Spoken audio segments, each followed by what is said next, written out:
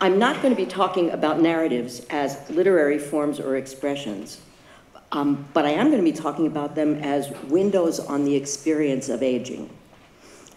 Why should we care? Particularly, why should you, most of whom are relatively young, care? And the answer is, we are all aging from the moment that we're born until the moment that we die. The elderly constitute the one minority that we will all be part of if we're lucky enough to live that long. Anyone attending college or graduate school has to believe to some extent in the value of preparing for the future. And aging is in the future of every one of us. Many of us have or will have older relatives who will need our care.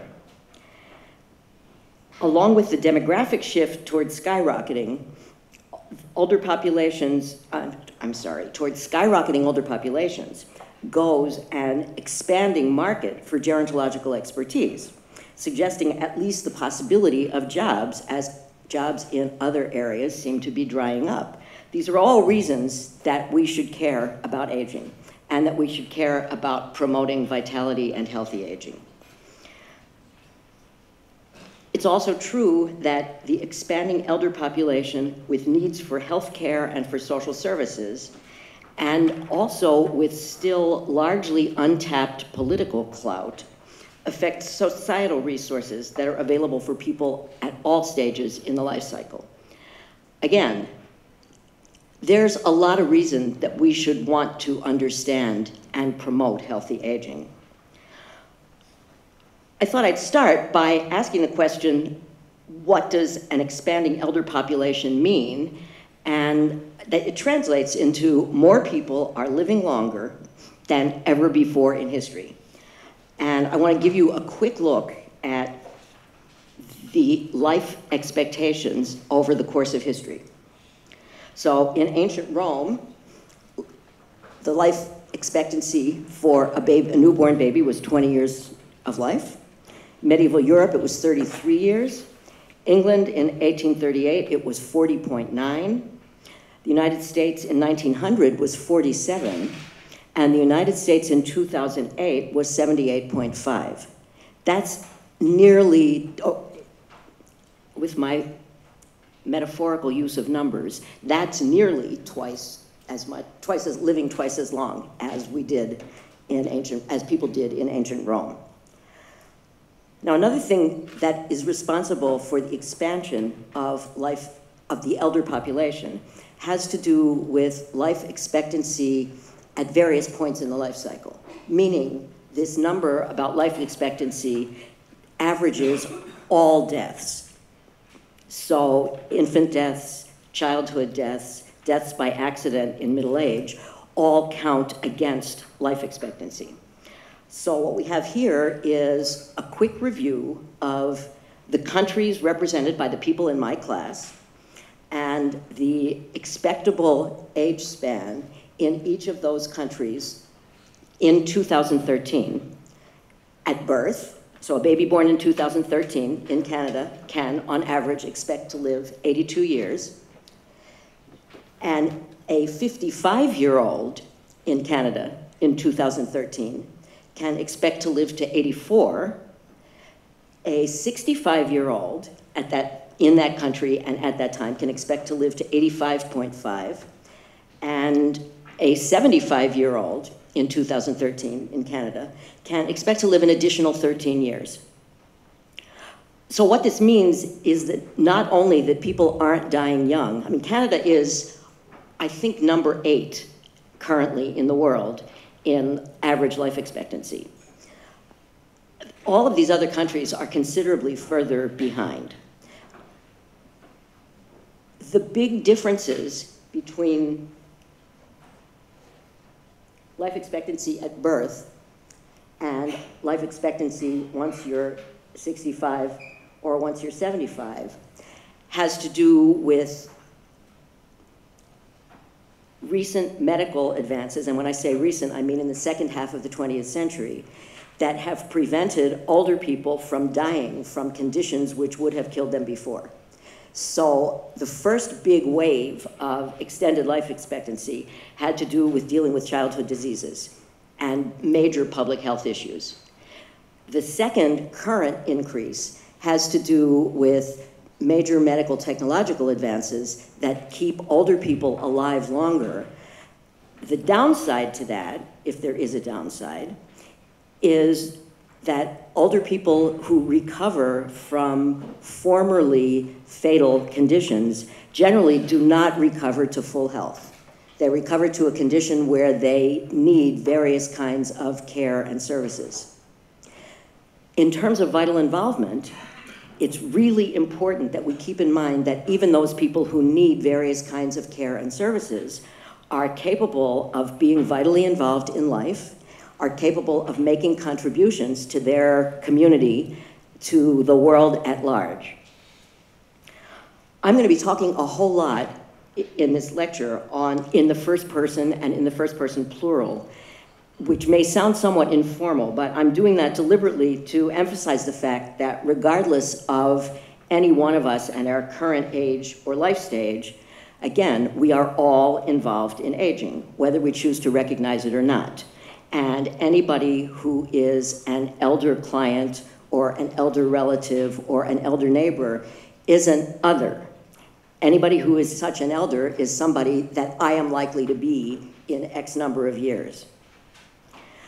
So together, over the next 35 minutes or so,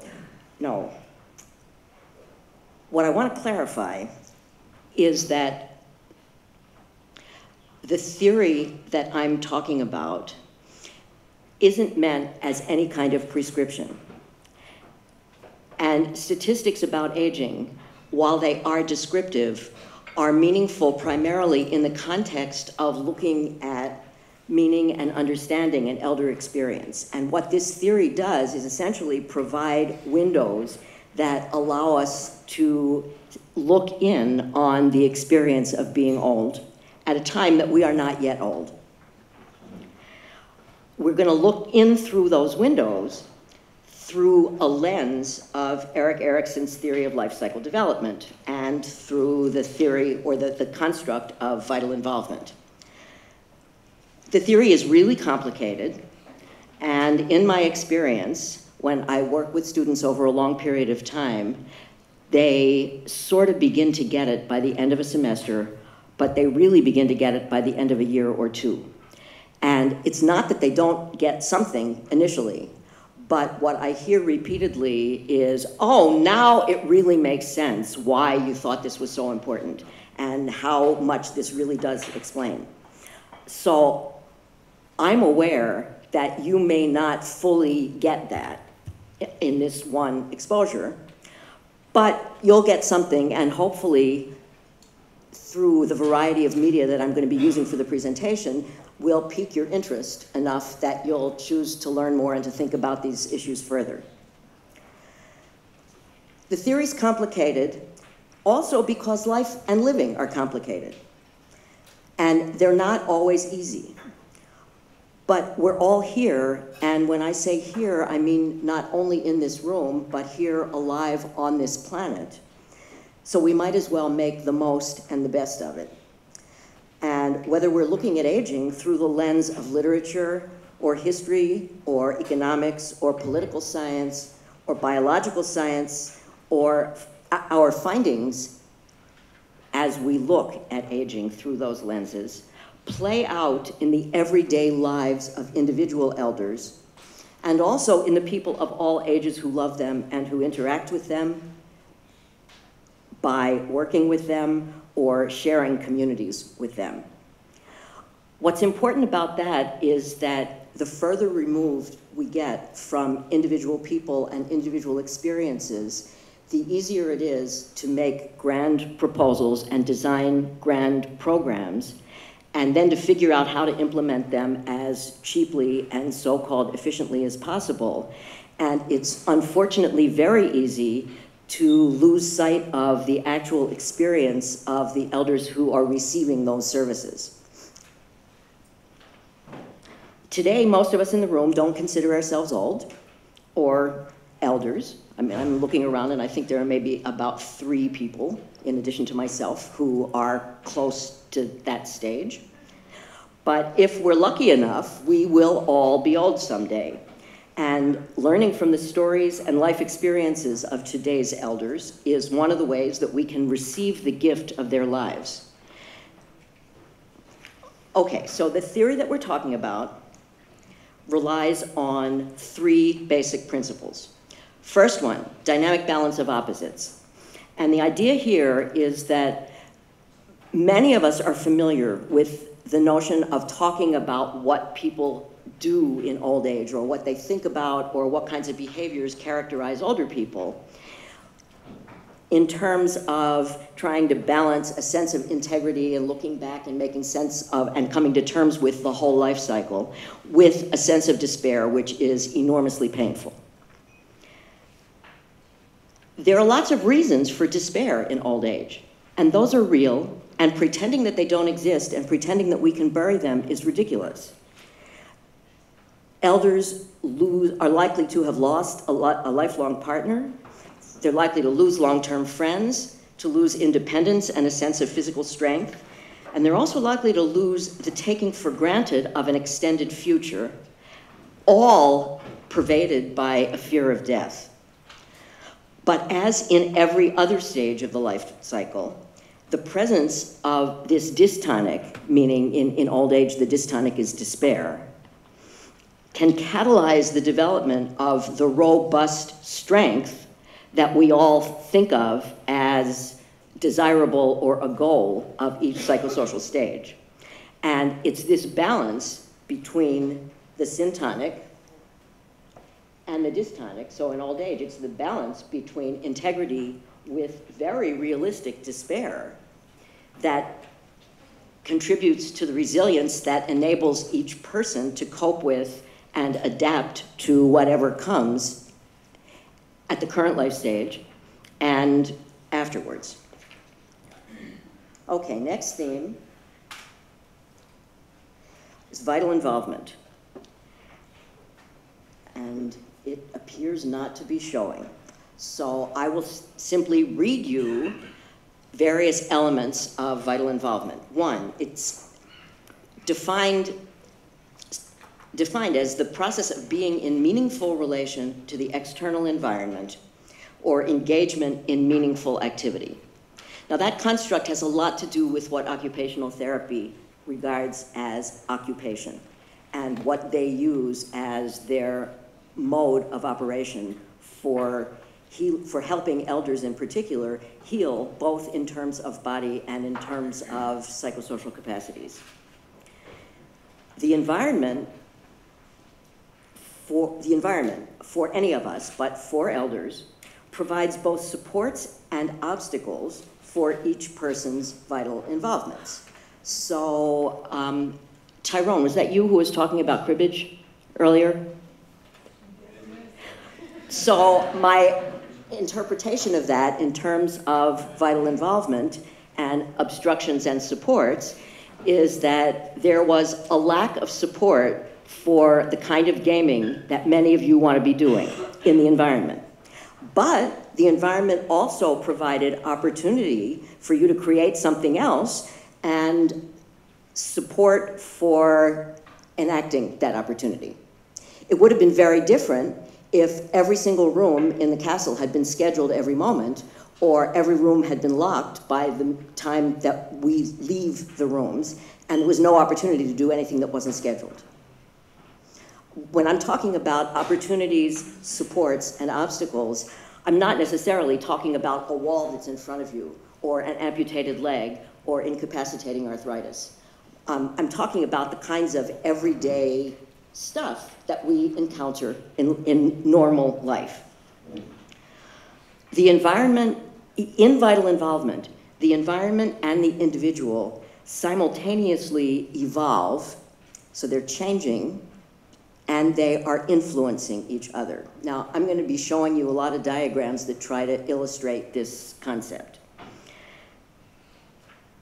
We've recently come to recognize that long-term survival and thriving of both the person, the elder, and the environment requires that vital involvement also include a measure of adding value. So it's not just that the environment and the person interact with each other, but they need to enrich each other. We can all conceptualize somebody who milks the environment for all it's worth and leaves it dry and then sets it on fire. That's not vital involvement. That may be self-involvement, and it may be abuse of environment, but it's not vital involvement. Okay, so here we have a person, here we have the environment, and where they overlap, whoops. This is the slide that I somehow didn't show up before. Okay, so in terms of old age, we've got this process of vital involvement where an elder, the person, exists in an environment that consists broadly of home, family, community, and then the physical, biological, geological, meteorological environment.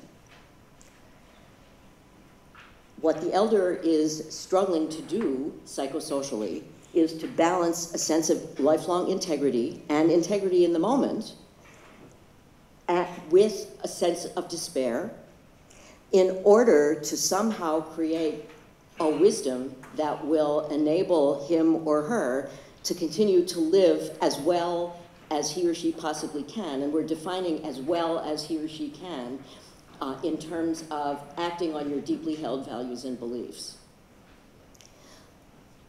It's really important that you recognize that healthy aging doesn't necessarily equate to living independently in the community on your own. Vital involvement or healthy aging has to do with being able to act on and live out your values and aspirations and dreams. And for some people, that's far more possible in a supportive residential facility than it is living on their own. The problem is that most residential facilities are far from supportive of vital involvement. Okay, so let's look at this again. In terms of a mechanism, this is the bare bones of the diagram that we just looked at before. We've got a person, we've got an environment. The environment influences who the person becomes through the everyday, ordinary processes that take place that we don't necessarily pay any attention to when they're happening in ourselves. We do often pay attention to them when we are responsible for helping them happen in children or in clients. And these are the processes of biopsychosocial development that take place across the whole life cycle. So the environment, through these processes, influences who the person becomes and who the person is at any point in time.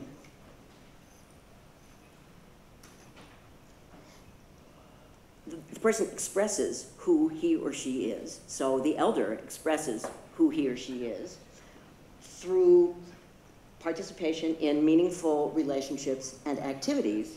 And that participation influences the environment, which is somehow subtly changed as it continues to influence the development of this elder, who continues to behave out into the environment.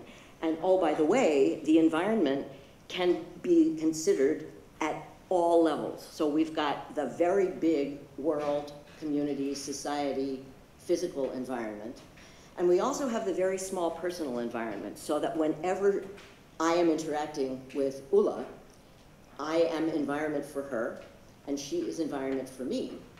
And I'm seeing you nod right now, and I'm feeling really good about that because I'm taking that as supportive. So it's easier for me to keep going and being a little less nervous.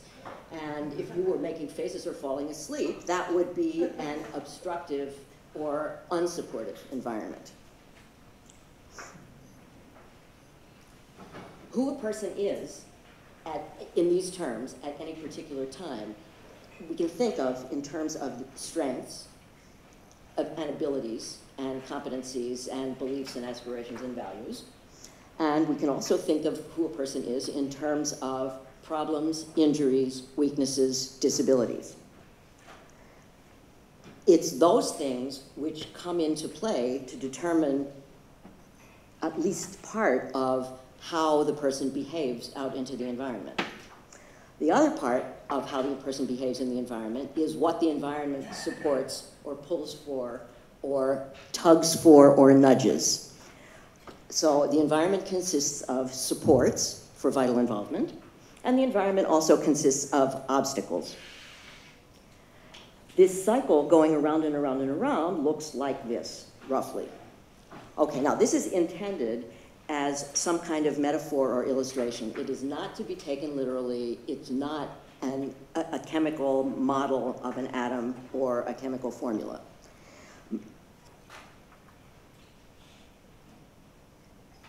Okay, what I want to do here is to clarify in a slightly different form that may be easier to understand the notion of problems and barriers and obstacles that reside in the person and that reside in the environment. So if we're looking at quadrant 3 here, examples of personal strengths include commitments, memories, values, skills. Examples of personal problems, particularly personal problems that we're familiar with in terms of elders, include deterioration, weaknesses, illness, and injury. There are obviously many more of all of these. If we're talking about strengths or supports in the environment, those look like opportunities or supports and encouragement or resources. Resources like money, like a family, like a good university nearby, like having enough food, like having a car to get to the good university that isn't quite near enough to walk to. Environmental obstacles include such things as the Minnesota winter, which lasts for 9 months. This is a serious obstacle to elders going outside. Even in a senior living community with buildings that are relatively close to each other and connected by a covered walkway, it's often too cold and too icy in the Minnesota winter for elders to be able to visit with anybody other than the people in their building. Barriers. Ice is a barrier. Rules, procedures, and policies of a given institution often function as a barrier.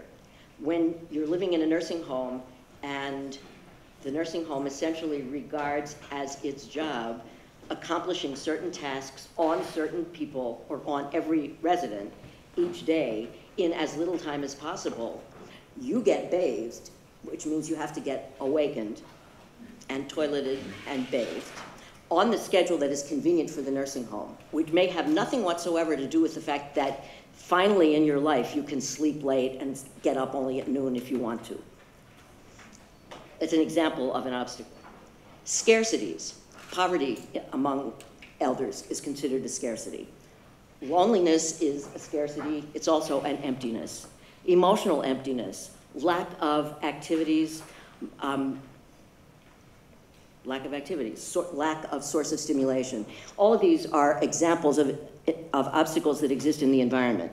Now, in some ways, every one of these is so self-obvious that you could be sitting there saying, duh, but the value of laying them out like this is in trying to understand what works in programs to promote psychosocial health in the participating clients. And if you're working on an individual level with an individual client, figuring out what their strengths really are that they may not even know, and what environmental supports exist at a potential level that they're not taking advantage of and that they don't even now recognize as potential supports. Being able to do that is really important. Also, being able to recognize what specific barriers are likely to be addressable by particular strengths that you may not see or that they may not see as related to the obstacle at all. A really good example of that, thank you. A great example of that is one of our first elder vital involvement practice clients who was not doing his cardiac exercises after major bypass surgery and so he wasn't recovering, and so he wasn't really able to walk, and he was stuck at home with his wife all day, which he really didn't want to be. Now, the backstory is that this guy had been a traveling salesman, so he never spent a lot of time at home. And his favorite activity when he wasn't trying to sell insurance as a traveling salesman was to sit in the Mall of America and chat up other people who walked by. And he would spend hours each day in his retirement watching people in the Mall of America and walking up and down. And in the States, we call that mall walking, which is a way that some people get exercise. And he was not able to get to the mall. He wasn't able to interact with the people that he casually interacted with. This guy would never in a million years have thought that the presence of a particular gym nearby his apartment, and that particular gym that happened to offer a cheap trial membership for seniors, he never would have thought that that's an environmental support that he could take advantage of. In fact, what we discovered was at least part of his issue was that although he was told what the cardiac exercises were that he needed to do, he wasn't really taught to do the exercises in a way that left him feeling confident that he knew what he was doing. And so he didn't do the exercises, and then he became terrified of doing the exercises, and starting in a gym allowed him to work with a trainer who was able to teach him how to do relatively simple exercises that he did, and he returned to driving as far as the mall and to his usual behavior of chatting up folks who also like to sit in the mall and socialize with strangers. His relationship with his wife, his retirement relationship with his wife, improved considerably, and her mood and spirit improved considerably. Okay, so the third principle is the one we call life in time. And in some ways, it's both the most slippery and the most complicated, and in some ways, the most important of all of the three of them. And it's represented here by a weaving that was conceptualized by Joan Erickson. She had it woven by a professional weaver. And why she used a weaving as the image to represent their notion of the life cycle had to do with the fact that everything is interwoven with everything else. So that who you are, what you do at any stage in the life cycle is somehow interwoven with what will come later.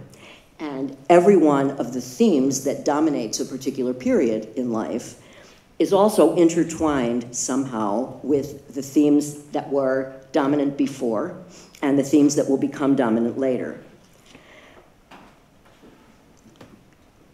The horizontal rows here represent stages or periods in time. And there are various misleading aspects to this diagram if you take it too literally. One of them is the highlights around the box, around the diagonal boxes, which I've been told recently somehow detracts from the notion that everything is woven together. The problem is that's the way the weaving is, so that was the one I got to take a picture of.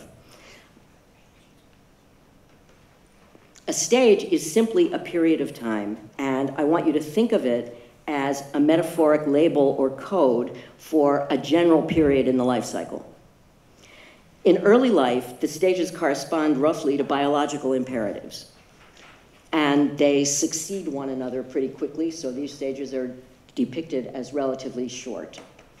But at around the end of school age, cultural expectations and norms and institutions and demands interact ever more powerfully with biology in determining the pace of an individual's progress from one stage to another. And that pace determines the length of the stage. So there's a whole lot of variation across individuals, across cultures, across history,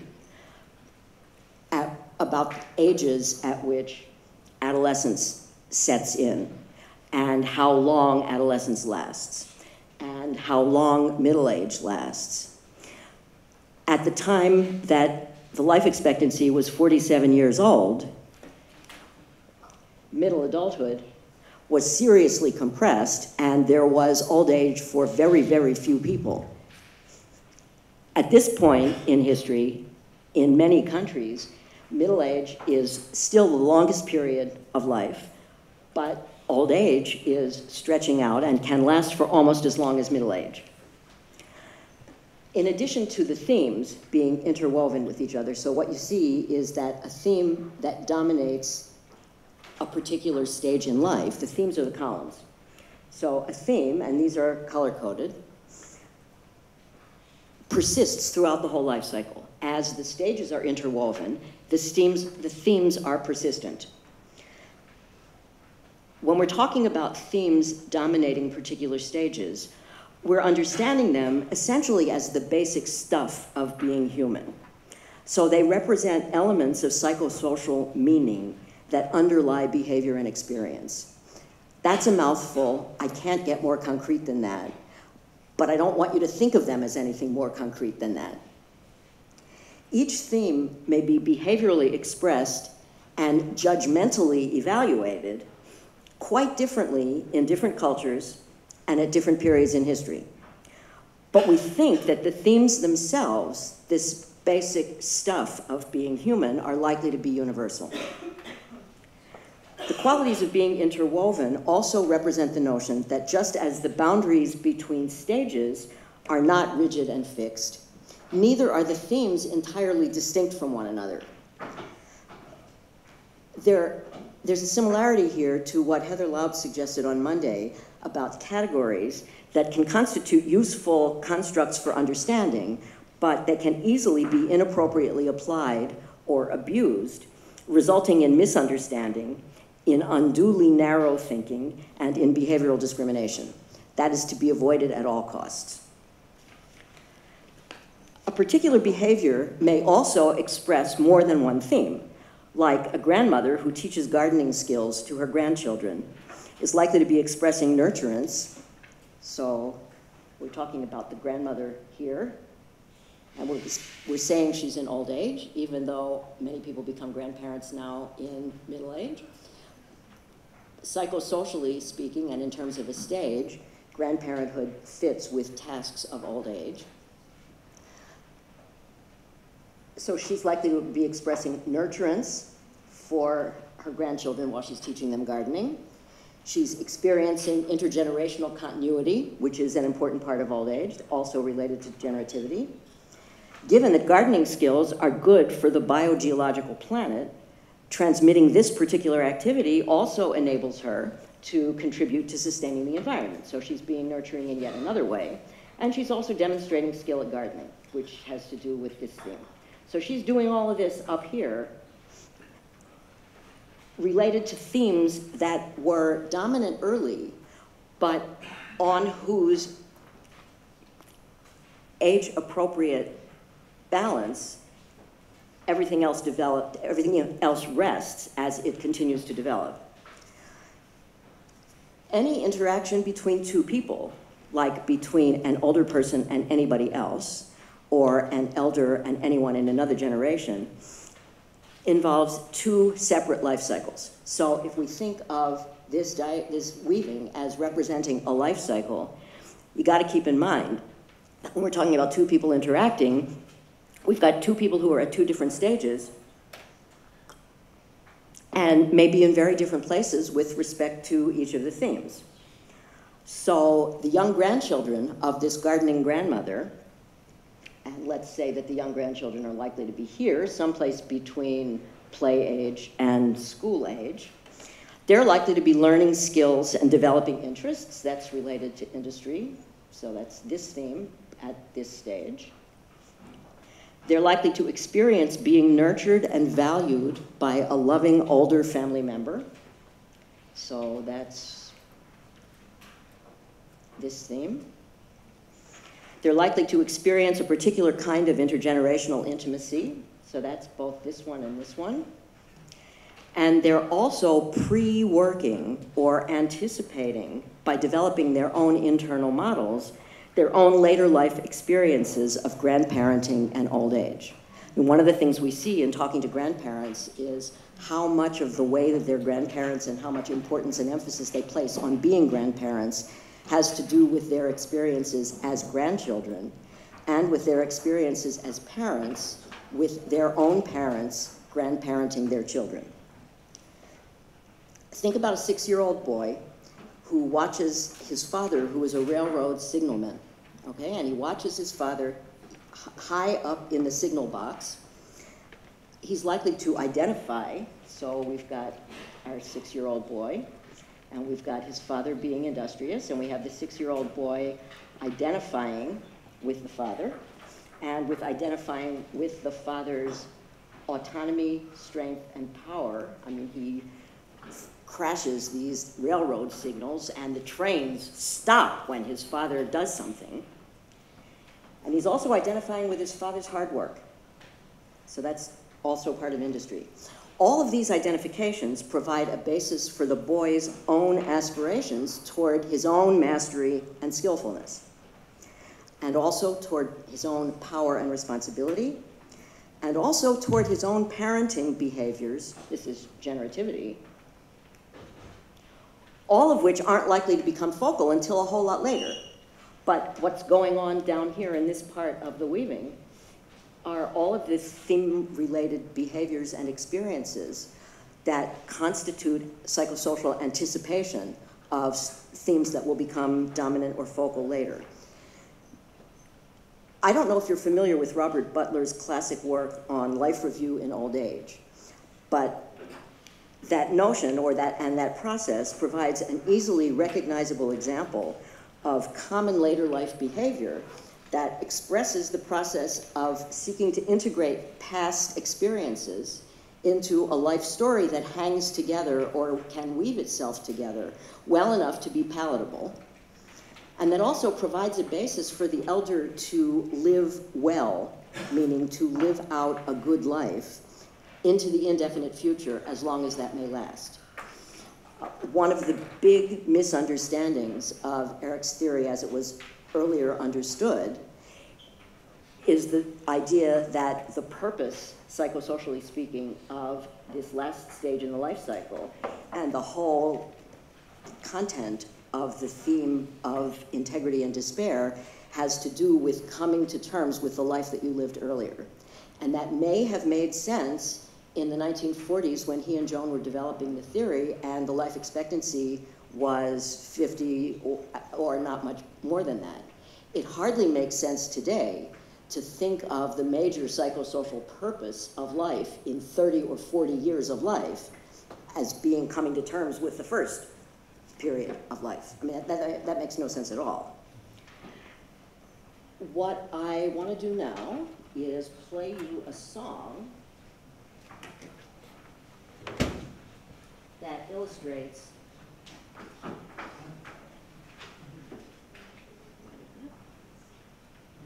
a narrative that describes the relationship and the experience between the father, yeah, it's no use for him. So, hang on for 1 second.